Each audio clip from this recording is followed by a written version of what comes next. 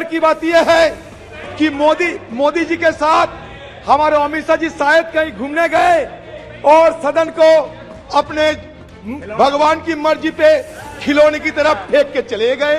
Sir आज जब सदन में आए तो अच्छा लग रहे थे कि हमारे अमित शाह जी बार बार जवाहरलाल नेहरू जी को और कांग्रेस पार्टी को तारीफ कर रहे थे।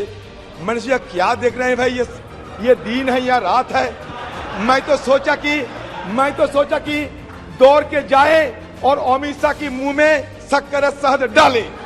तो मैंने पंडित नेहरू जी ने तारीफ नहीं करी है, मैंने जो पंडित नेहरू जी ने कहा वो कोट अनकोट कहा है, उसको तारीफ मानना है तो मुझे कोई आपत्ति नहीं है। मान्यवर इधर उधर की बात ना कर, बता कफिला कैसे लूटा। आपको जब जरूरत पड़ते हैं तब नेहरू जी को सहारा लेने पड़ते। आप अगर नेहरू जी को सहारा बराबर लेते रहते तो आज हिंदुस्तान में ये मणिपुर हरियाणा हमें देखने को नहीं होते।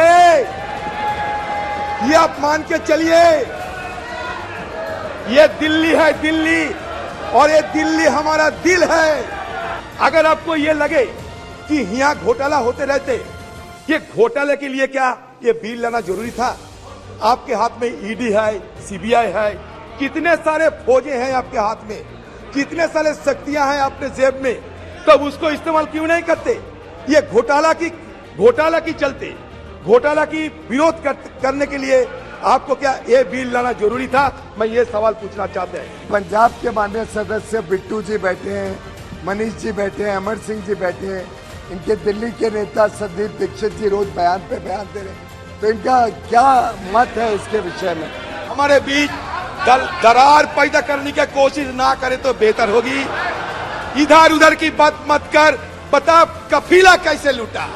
रमेश दुड़ी जी, सत्तारूढ़ पार्टी की तरफ से कल मैं आसन पे नहीं था इसलिए नहीं आया। सर, सत्तारूढ़ पार्टी की तरफ से कल सदन को ठप कराया गया। ये हमारी संसदीय परंपरा में ऐसा नहीं देखा कि ये संसद ठप कराते हैं और सत्तारूढ़ पार्टी खुद। और दूसरी देखा कि हमारे गृह मंत्री नदारत रहे सदन से, और स्टेट मिनिस्टर होम वो भी नदारत रही। तो बाद में पता चल कि अंदर की बात क्या है। अंदर की बात यह है कि मोदी जी के साथ हमारे अमित शाह जी शायद कहीं घूमने गए और सदन को अपने भगवान की मर्जी पे खिलौने की तरफ फेंक के चले गए। सर आज जब सदन में आए, विषय पे बोले सर विषय में क्या अमित शाह जी बोल रहे थे? सर आज जब सदन में आए तो अच्छा लग रहे थे कि हमारे अमित शाह जी बार बार जवाहरलाल नेहरू जी को और कांग्रेस पार्टी को तारीफ कर रहे थे। मैंने सोचा क्या देख रहे हैं भाई, ये दिन है या रात है। मैं तो सोचा कि दौड़ के जाए और अमित शाह के मुंह में शक्कर शहद डाले, क्योंकि अमित शाह की मुंह से नेहरू जी की तारीफ, कांग्रेस की तारीफ बकाई, ये मेरे लिए बड़ा अच्छा लगे। लेकिन कुछ ही समय बाद ये पता चले कि पंडित नहीं अध्यक्ष जी, जिनको मैंने पंडित नेहरू जी ने तारीफ नहीं करी है, मैंने जो पंडित नेहरू जी ने कहा वो कोट अनकोट कहा है, उसको तारीफ मानना है तो मुझे कोई आपत्ति नहीं है। सर एक ही बात कहना चाहते हैं कि मान्यवर इधर उधर की बात ना कर, बता कफिला कैसे लूटा। मैं ये कहना चाहते हैं आपको जब जरूरत पड़ते हैं तब नेहरू जी को सहारा लेने पड़ते।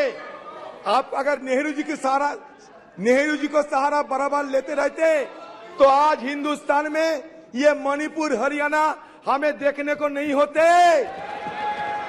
ये आप मान के चलिए, ये दिल्ली है दिल्ली, और ये दिल्ली हमारा दिल है।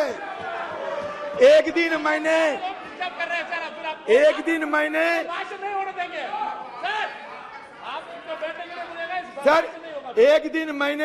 अपने रूह से पूछा ये दिल्ली क्या है? जब जवाब में ये बताए गए मानो आसमान जिस्म है तो दिल्ली उसका जान है, तो ये दिल्ली के साथ बार बार क्यों छेड़खानी किए जा रहे हैं, ये मैं आप लोगों से पूछना चाहते हैं। आपने खुद अपने वक्तव्य में ये पेश किए कि 1911 में ये कलकत्ता से राजधानी उठ के दिल्ली आए। बिल्कुल सही बताया आपने। ये 1990 में बालाकृष्ण कमेटी की रिपोर्ट और recommendation I. 69th amendment 1991 was passed by parliament, which inserted articles 239AA and 239BB in the constitution and provided for a legislative assembly in Delhi. In short, the 69th Amendment Act roughly restored the kind of governance system that was offered to Delhi in 1952, a union territory with a legislative assembly, council of ministers, and an elected chief minister with limited mandate. ये union territory बने 1956 में। देखिए, मेरा सिर्फ यही कहना है कि आप जो भी कहे, शंका हमारे इसलिए है कि हिंदुस्तान में से एक ही राज्य दिल्ली नहीं है। अगर दिल्ली में इस तरीके की छेड़खानी होते रहेंगे तो इसके चलते आप धीरे धीरे हिंदुस्तान की बाकी राज्यों में एक किस्म के ही हमला करते रहेंगे। अगर आपको ये लगे कि यहां घोटाला होते रहते, ये घोटाले के लिए क्या ये बिल लाना जरूरी था? आपके हाथ में ईडी है, सीबीआई है, कितने सारे फौजें हैं आपके हाथ में, कितने सारे शक्तियां हैं आपने जेब में, तब उसको इस्तेमाल क्यों नहीं करते? ये घोटाला की चलते, घोटाला की विरोध करने के लिए आपको क्या ये बिल लाना जरूरी था? मैं ये सवाल पूछना चाहते हैं। दूसरी सवाल ये है कि देखिए ये अध्यादेश की घोषणा लोकतांत्रिक और न्यायिक विचार विमर्श का दरकिनार करने का एक स्पष्ट प्रयास है। क्योंकि मैं बता रहा हूं, क्योंकि सुप्रीम कोर्ट की 2023 संविधान पीठ के फैसले के महज 6 दिन बाद ही 17 मई 2023 के अध्यादेश को मंजूरी देने वाले कैबिनेट प्रस्ताव पारित किया गया था, जबकि अध्यादेश को 19 मई को ही कानूनी रूप दिया गया और उसी शाम जैसे ही सुप्रीम कोर्ट की छुट्टियां शुरू हुई, इस अध्यादेश को जनता के लिए लागू कर दिया गया। ये सही है, ये गलत? अब बताओ, इतना जल्दबाजी क्यों आपको लगे कि अध्यादेश के तहत ये बिल लाना जरूरी समझा है आपने? क्यों ये अध्यादेश लाने की क्या जरूरत थी? आप तो सीधा बिल ला सकते। ये जरूरी क्या थी? ये इमरजेंसी क्या थी? एक्स्ट्रा ऑर्डिनरी सिचुएशन क्या थी उस समय? आपको सदन में ये बताना पड़ेगा। देखिए, 1991 में the parliament also pass the government of national capital territory of Delhi act to supplement the constitutional provision relating to the legislative assembly and the Council of Ministers.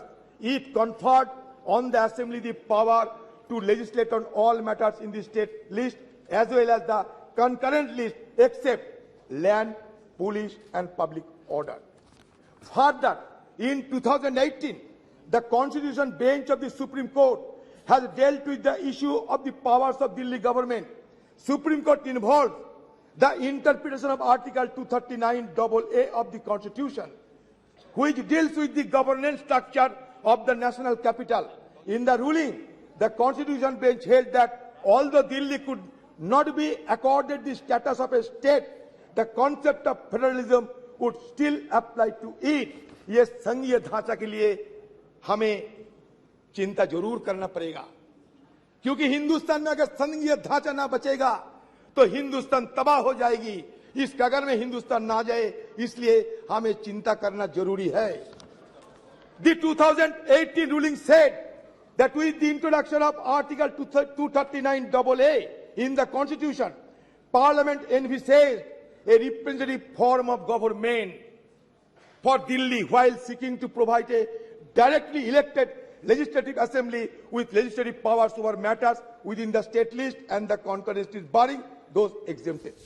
कल हमारा सदन में जब परसों ये चर्चा होते समय हमें जब विरोध करना जरूरी महसूस किया तो हमारे कोई नेता, ज्ञानी नेता यहाँ उठ के कह रहे थे कि हमारे एरुडाइट हम लोग नहीं है, ये कानून नहीं समझते। मानते हैं उन जैसा फ्लैम्बॉयंट लीगल लुमिनरी मैं कम से कम नहीं हूं, ये बिल्कुल मानता। लेकिन एक बात जरूर कहना चाहते हैं कि ये जो आपकी तरफ से जो बयान दिया गया था वो भी हमारे पास है। वो ये था कि ये आपने माना कि verdict itself had noted that since there is no central legislation governing the services and the decision making process in Delhi, the power would lie with the elected government। ये आपका तर्क है। आपका दूसरी तर्क ये है the center has removed the basis and reason on which the judgment was given।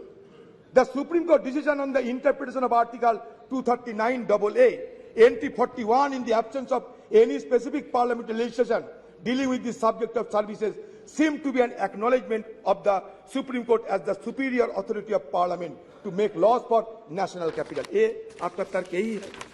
तो इसके साथ मैं ये कहना चाहते हैं, बिल्कुल आपका तर्क सही है, लेकिन ये भी सही है कि review petition filed by the centre in the supreme court claim that Delhi is not a full-fledged state, but only a union territory which is an extension of the union। आपको सुविधा ये मैं बता रहा हूं। The parliament is Delhi's true legislation, ये भी अपने कहते, true legislation, ये भी अपने कहते। The center has argued, however, the May 11 judgment addresses the contention by acknowledging that though Delhi is not a full-fledged state, its legislative assembly is constitutionally entrusted with the power to legislate upon the subjects in the state list and concurrent list। आपके यहाँ बहुत बड़े बड़े वकील बैठे हुए हैं, हमारा रविशंकर प्रसाद जी वो भी है, आप खुद आप देख लीजिए। द यूनानिमस जजमेंट, मैं एक बड़े मेन स्ट्रीम पेपर से मैं ये उद्धृत करते हैं। The unanimous judgement held that दो Delhi is not a state under the first schedule to the constitution, it is conferred with power to legislate upon subject to give effect to the aspiration of the people of NCTD।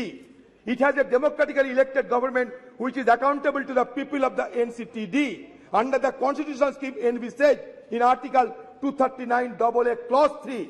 NCTD was given legislative power which, though limited in many aspects, is similar to states। In the sense, with the addition of Article 239AA, the Constitution created an asymmetric federal model with the Union of India at the center and the NCTD at the regional level। Sir, हमें यह कहना है, जब चुनकर नुमाइंदे आते हैं, चुनकर जब लेजिस्लेटिव असेंबली बनते हैं, तो क्या उनका लेजिस्लेट करने के अधिकार नहीं दिया जाएगा, सब छीन लिया जाएगा? बचपन से सुन के आते हैं कि चोर कतवाल को डांटे। यहां तो लगते हैं कि चोर सिर्फ कतवाल का नहीं, कलेक्टर को हुक्म कर रहे हैं। क्योंकि यह सारे जो हमारे लेजिस्लेटिव असेंबली रहेगा, ये लेजिस्लेटिव असेंबली को खत्म करते हुए ये ब्यूरोक्रेट्स पे सारे जिम्मेदारी, सारे अधिकार ब्यूरोक्रेट्स पे सौंपा जाते हैं। ब्यूरोक्रेट्स फैसला करेगा सरकार कैसे चलेगी। ये क्या सही होगा देश के लिए? हमें जैसे कि दिल्ली के लोगों के लिए काम करने वाले 50 से अधिक संस्थाएं इस एक व्यापक प्रावधान से प्रभावित होंगे इस ऑर्डिनेंस के चलते। इनका नियंत्रण दिल्ली के लोगों से लेकर केंद्र के पास चले जाएगा। ये संस्थाएं दिल्ली के यातायात, परिवहन, जल और बिजली आपूर्ति जैसे विभिन्न क्षेत्रों में काम करती है, जिसमें दिल्ली ट्रांसपोर्ट कॉर्पोरेशन, दिल्ली जल board, Delhi state industrial development corporation, Delhi women commission, Delhi electricity regulatory board सहित कोई महत्वपूर्ण संस्थाएं शामिल है। इन सभी संस्थाओं के विशेष रूप से राष्ट्रीय राजधानी दिल्ली के मतदाताओं के जरूरत के पूरा करने के लिए गठित किया गया है और यह दिल्ली का जनता की रोजमर्रा की जीवन की प्रभावित करती है। इस संस्थाएं राष्ट्रीय राजधानी दिल्ली द्वारा वित्त पोषित है। सिविल सर्विस के बाद ये संस्थाएं दिल्ली में प्रशासनिक कार्य करते हैं और प्रशासन का केंद्र है। इस प्रावधान के तहत सबसे बड़ी मनमानी ये की गई है कि इन सभी संस्थाओं के लिए बजट दिल्ली विधानसभा और दिल्ली से पारित किया जाएगा, मगर इनमें नियुक्तियां केंद्रीय राजनीतिक अधिकारियों द्वारा किया जाएगा। तो ये मनमानी तरीके से इस तरीके की बिल मत लाया करो। एक ब्यूरोक्रेट पे सारे जिम्मेवारी मत छोड़ो, क्योंकि हमारे हिंदुस्तान में एक चेक्स एंड बैलेंस होते हैं। ये चेक्स एंड बैलेंस को मत तोड़ो। अगर चेक्स एंड बैलेंस टूट जाएगा तो हिंदुस्तान नामक जो देश है इसके लिए बड़ा खतरा पैदा होगी। इसलिए कहते हैं आप भगवान आपको ज्यादा ज्ञान दे, आपको ज्यादा बुद्धि दे और ये आप प्रत्याहार करें। सर मैं मान्य मेरे मित्र मान्य अधीर रंजन जी से सिर्फ इतना पूछना चाहता हूं कि इनके